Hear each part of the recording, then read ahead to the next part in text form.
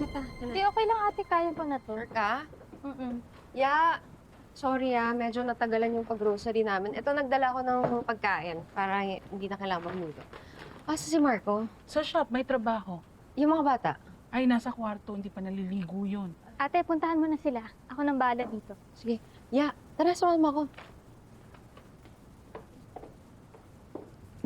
Ikay? Luigi?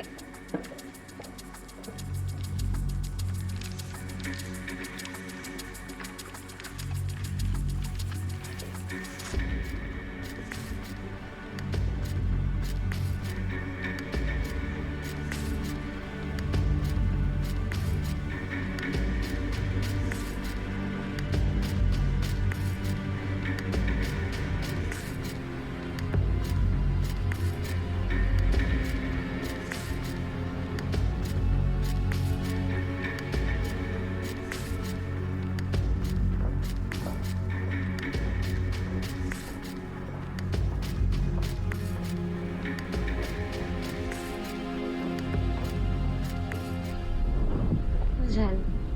Ay ka lang? Tulungan na kita.